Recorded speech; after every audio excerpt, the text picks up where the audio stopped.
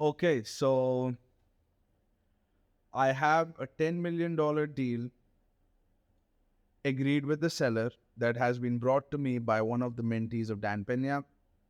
I have two major banks in UAE willing to finance between 50 to 70% of the transaction, and I have to come up with 30 to 50% of the money, remaining portion.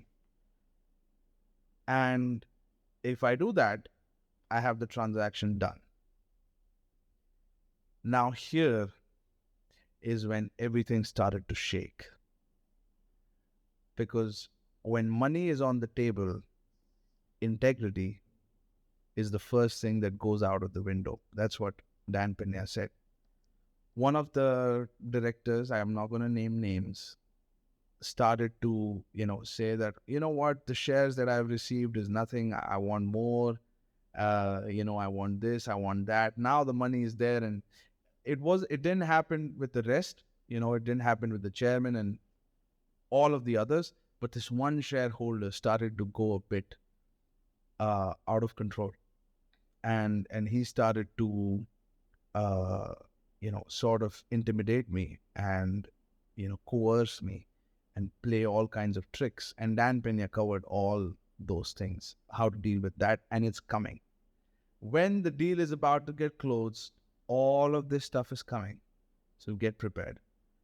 And then things started to shake down, and now I'm trying to control various elements of the deal, right? Because this is the time where you can get cut off.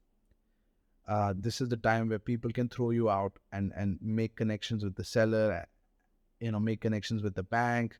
And, one of the board members is exposed with the banks. And there is a lot of complicated situation. You got to retain your position because you're the major shareholder.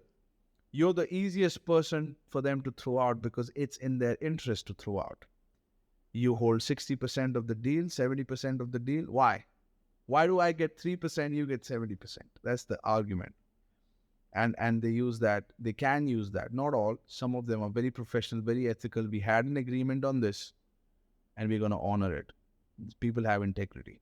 But some people now, they start to act a little funky. If you don't do this, then I'm going to do this. I'm going to pull this plug. I'm going to cut this. I'm going to cut that. So you have this strange political dynamic. You name it, sleepless nights, strategy. And I'm finding myself in positions where I didn't think I would find. I would be negotiating with this 50-year-old guy, and I would be being with this banker, and it's all surreal. Even though there were challenges, I felt like I was living life for a successful man, a successful entrepreneur. Now, and I was doing something real.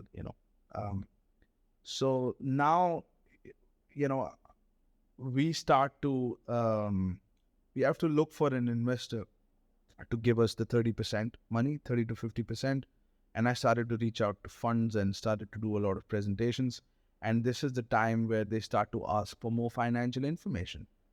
And I went to the guy and I said, hey, listen, you are the one connected with the seller. Can you give more information on the transaction? And he says, you don't need more information on the transaction. This information, this little Excel sheet is good enough. Use this. I said, look, I cannot do that. The banks was also asking for audited financials. Pena also said, audited financials, why are you not giving me audited financials? And we had a little argument, and he started to deflect it, and he started to hide things. And he wasn't telling me upfront straight. He said, no, don't worry, man. You don't need audited financials. I said, no, but I need audited financials. My board is asking, my name is on the line. I got the term sheets for you. And to go, and I'm putting my time. I've spent 3 to 4 months on this transaction. And you got to give me the financials. Otherwise, I'm going to walk away. And he says, it's okay, man. It's up to you. You want to walk away. And this is the time where I started to doubt this guy. This is the time where I started to be like, is he really, does he have the seller with him or not? I mean, I was in the dark, right? And that's one of the red flags.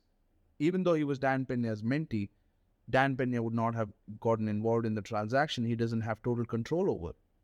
One of the key pillars is that you got to be exposed with the seller.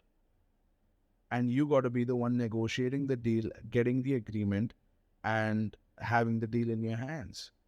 You can use others, but they have to disclose information. They have to be transparent. This guy wasn't being transparent. So I said, I'm going to walk, and I walked. So there you go. At the last minute, I had the deal, I had the banks and everything, but he was hiding information. I I didn't even know he had the seller or not. I didn't even know whether he had control of the seller or not. And I was just betting. My entire board was giving time on this transaction, and he didn't give the information. And he kept resisting it, kept resisting it. I mean, there was something fishy. I felt it in my gut, and I walked away from that transaction.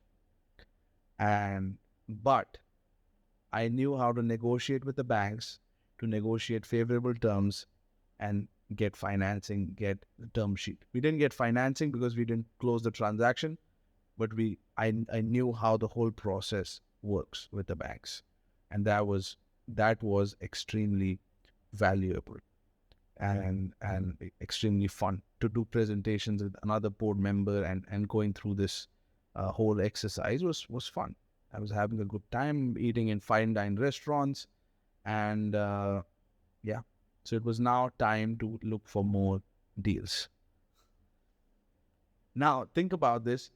It's I've spent like 4 months building the board, and I've spent another 4 months on this transaction, and it doesn't close last minute, and everything just, you know, the board is still there, but the deal just collapsed.